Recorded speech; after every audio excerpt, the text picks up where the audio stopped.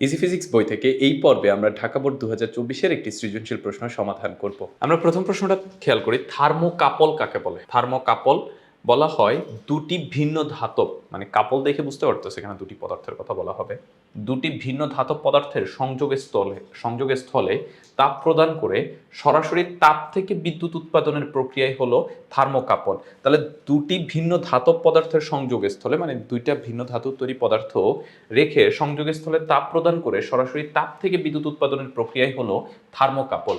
তারপরে খ প্রশ্ন হলো বস্তুর ভরই শক্তি ব্যাখ্যা করো। বিজ্ঞানী আইনস্টাইনের থিওরি অফ রিলেটিভিটি অনুসারে বস্তুর ভরই শক্তি। তার মতে ভর এম কে যদি শক্তিতে রূপান্তর করা যায় তাহলে সেই শক্তি ই এর পরিমাণ হচ্ছে ই সমান এমসি স্কোয়ার, যেখানে সি হবে আলোর বেগ। আলোর বেগের মান 3 × 10⁸ মিটার পার সেকেন্ড, অনেক বড়। সেটাকে বর্গ করা হলে তা আরো বড় মানে রূপান্তরিত হয়ে যায়, যার অর্থ অল্প একটু ভরকে শক্তিতে রূপান্তর করতে পারলে আমরা প্রচুর শক্তি পেতে পারি। অর্থাৎ ভর ও শক্তি একে অপরের সমতুল্য, এই জন্য বলা যায় বস্তুর ভরই শক্তি। মানে আমরা চাইলে ভরকে শক্তিতে রূপান্তর করতে পারি। আমরা নিউক্লিয়ার ফিশন ফিউশন বিক্রিয়া আসলে মূলত এটাই ঘটে থাকে।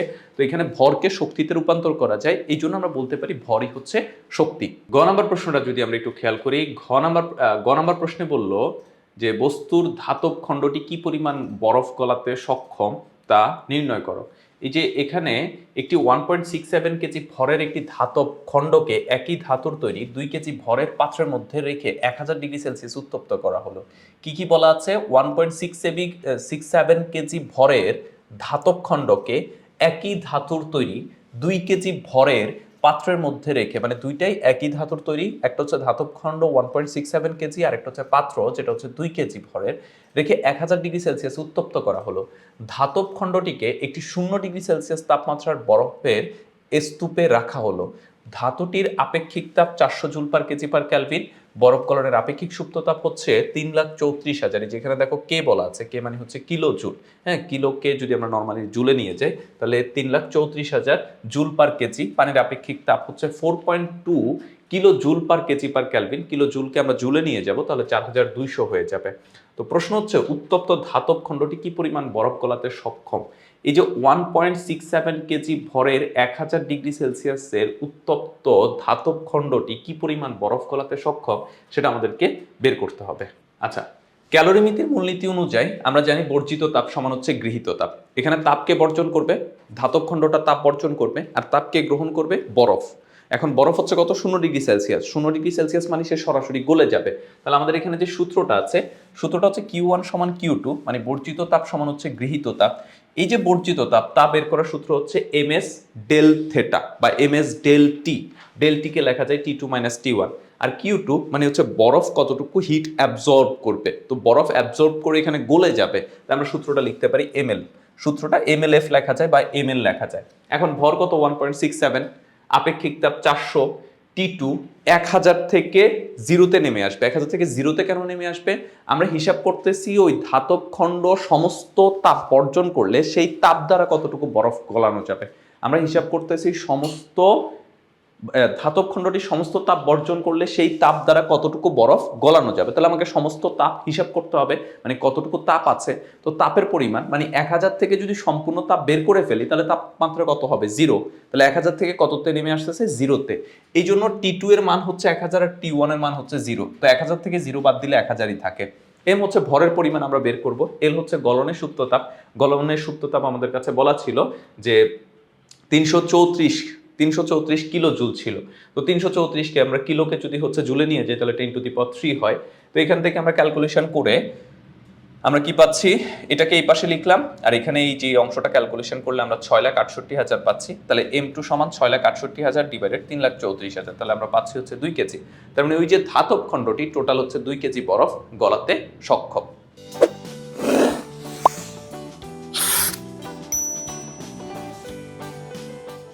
আচ্ছা, ঘ নাম্বার প্রশ্নে কি বলেছে?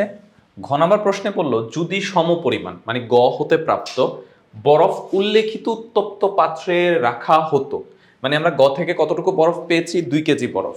এই 2 কেজি বরফকে উল্লেখিত উত্তপ্ত পাত্র মানে হচ্ছে ওই 2 কেজি ভরের একটা পাত্র, যে পাত্রের তাপমাত্রা ছিল 1000°C, ওই উত্তপ্ত পাত্রে রাখা হতো, বরফ ও পাত্রের মিশ্রণের তাপমাত্রা কত হতো, ওইখানে মিশ্রণের তাপমাত্রা কত হতো সেটা আমাদেরকে বিশ্লেষণ করতে বলেছে বা ব্যাখ্যা করতে বলা হয়েছে। তো আমরা জানি যে ধরে নিচ্ছি যে মিশ্রণের তাপমাত্রা হচ্ছে টি, ধাতব পাত্র কর্তৃক বর্জিত, মানে আমরা মিশ্রণের তাপমাত্রাকে টি ধরে নিচ্ছি। এখন ধাতব পাত্র কর্তৃক হচ্ছে বর্জিত তাপ, মানে ধাতব পাত্র তাপ বর্জন করবে, তো তার ক্ষেত্রে হচ্ছে কিউ সমান M S del T. M হচ্ছে 2 কেজি ভরের ধাতব পাত্র, এস হচ্ছে আপেক্ষিক তাপ 400, আর ডেল টি তাপমাত্রা কত আছে 1000, সে কমতে কমতে মিশ্রণের তাপমাত্রা এসে পৌঁছাবে। মিশ্রণের তাপমাত্রা কত ধরেছি টি, তাহলে 1000 মাইনাস টি। আবার খেয়াল করো ধাতব পাত্রের তাপমাত্রা ছিল হচ্ছে 1000, সেখান থেকে তাপ বর্জন করবে, করতে করতে কততে এসে পৌঁছাবে, টিতে এসে পৌঁছাবে, তাহলে 1000 মাইনাস টি। এখান থেকে ক্যালকুলেশন করলে আমরা পাচ্ছি 8 লক্ষ মাইনাস হচ্ছে 800 টি। এইটা হচ্ছে ধাতব পাত্র কর্তৃক বর্জিত তাপ। এরপরে 0 ডিগ্রি সেলসিয়াস তাপমাত্রার বরফকে 0 ডিগ্রি সেলসিয়াস তাপমাত্রার পানিতে পরিণত করতে প্রয়োজনীয় তাপ, মানে বরফ গলতে প্রয়োজনীয় তাপ, কিউ সমান এমএলএফ। আমরা উল্লেখিত বরফের কথা বলেছি, মানে গ হতে প্রাপ্ত বরফ ছিল 2 কেজি, তাহলে এম এর মান 2 কেজি, আর এলএফ হচ্ছে 3,34,000, তাহলে এখানে 6,68,000 জুল। তারপরে 0 ডিগ্রি সেলসিয়াস তাপমাত্রার পানিকে মিশ্রণের তাপমাত্রা নিতে প্রয়োজনীয় তাপ, কিউ সমান M S del T. M তো 2, এস হচ্ছে পানি, যেহেতু 4200, বরফ গলে গেছে, বরফ যেহেতু গলে গেছে এখন কিন্তু পানি, তাহলে আপেক্ষিক তাপটা কিন্তু পানির হবে, তাহলে পানি হচ্ছে 4200।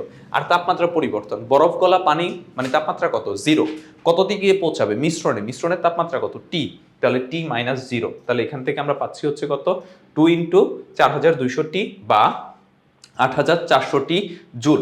এখন ক্যালোরিমিতি অনুসারে আমরা জানি যে গৃহীত তাপ সমান হচ্ছে বর্জিত তাপ, ক্যালোরিমিতি অনুসারে গৃহীত তাপ সমান হচ্ছে বর্জিত তাপ, তাহলে বর্জিত তাপ হচ্ছে Q1, গৃহীত তাপ হচ্ছে Q2 প্লাস হচ্ছে Q3। Q1 এর মানটা আমরা একটু আগে ক্যালকুলেশন করেছি, সেখান থেকে এনে বসালাম, Q2 এর মানটা আমরা বসিয়ে দিলাম, Q3 এর মানটা আমরা এখানে বসিয়ে দিলাম। এখান থেকে আমরা মূলত ক্যালকুলেশন করে টি এর মানটা বের করব, এখান থেকে আমরা ক্যালকুলেশন করে মূলত টি এর মানটা বের করব। টি এর মানটা বের করলে আমরা কত পাচ্ছি, এই যে টি এর মান ক্যালকুলেশন করলে আমরা পাচ্ছি হচ্ছে 14.35 ডিগ্রি সেলসিয়াস, মিশ্রণের তাপমাত্রা হবে 14.35 ডিগ্রি সেলসিয়াস। তাহলে আমি তোমাদেরকে যদি শর্ট সামারি করে বলি, প্রথমে আমরা কি করব, প্রথমে হচ্ছে পাত্রের মোট বর্জিত তাপ, পাত্রের মোট বর্জিত তাপ, এইটা ছিল আমাদের প্রথম কাজ। এক্ষেত্রে সূত্র কি, কিউ সমান হচ্ছে এম এস ডেল টি, যেখানে টি এর পরিচয় কত, টি এর পরিচয় হচ্ছে 1000 মাইনাস হচ্ছে টি, মানে মিশ্রণের তাপমাত্রা এসে পৌঁছাইতে 1000 থেকে মিশ্রণের তাপমাত্রা, যেহেতু আমরা মিশ্রণের তাপমাত্রা টি ধরেছি, টিতে এসে পৌঁছাবে। তারপর হচ্ছে বরফ গলতে তাপ, বরফ গলতে গৃহীত তাপ, সেটাকে আমরা কিউ সমান হচ্ছে এম এল বলেছি, এটাকে ধরো এম Q1, এটাকে হচ্ছে Q3 Q2। তারপর হচ্ছে 3 নম্বরে যেটা, 3 নম্বরে হচ্ছে আমাদের বরফ গলা পানি মিশ্রণে পৌঁছাতে গৃহীত তাপ, বরফ গলা পানি মিশ্রণের তাপমাত্রায় পৌঁছাতে গৃহীত তাপ। এক্ষেত্রে সূত্র কি, সূত্র হচ্ছে কিউ সমান এম এস ডেল টি, যেখানে টি এর পরিচয় হচ্ছে টি মাইনাস 0।